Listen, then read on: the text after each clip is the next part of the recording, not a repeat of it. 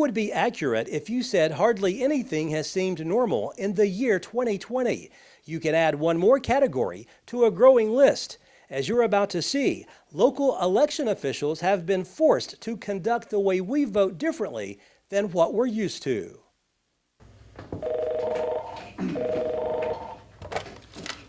Macon Election Commission.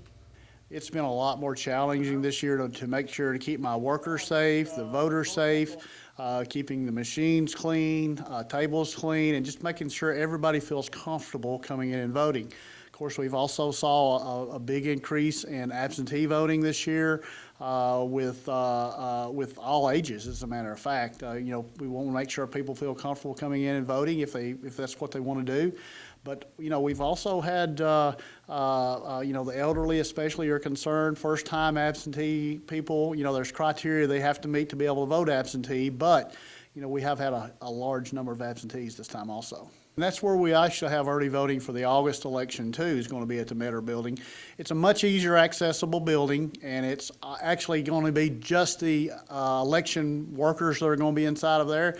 If you come inside of my building here, we have the Veterans Office, we also have the Codes Office, and we have Upper Cumberland is next door, so we're trying to minimize the contact of people also within the building. It's a state and federal primary, and then it's the county general. So we'll have U.S. Senator, we'll have the U.S. House, we'll have the State House on there, but we'll also have the county offices of a tax assessor and road supervisor.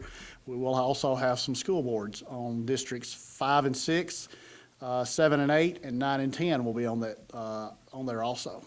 Even when it's under a regular time, the election commission is never a precinct. We just have early voting. The Metter building is the same thing. In August, it'll be a location for, in July when early voting is, it'll be just a location for early voting. And then you would go to your regular precincts. We have one at Red Bowling Springs High School. We have Willett Fire Hall.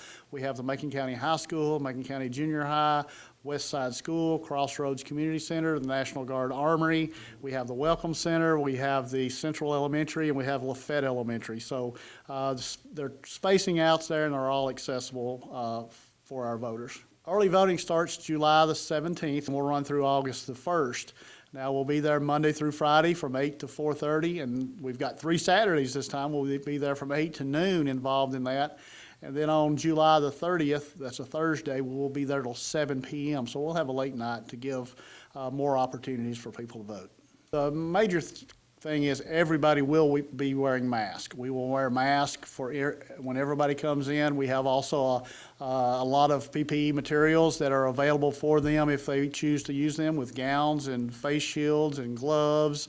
Of course, we have huge amounts of hand sanitizer that are available. We're going to also sanitize ink pens as people touch those pens and things like that. So we're trying to keep the whole environment clean. And it's been a total change. And it's had some, I've had some workers that have decided not to work this time because of the number of people they're going to be in contact with also. I hope people will be patient, they'll be considerate of others. Wearing masks is a good thing right now if you have that opportunity.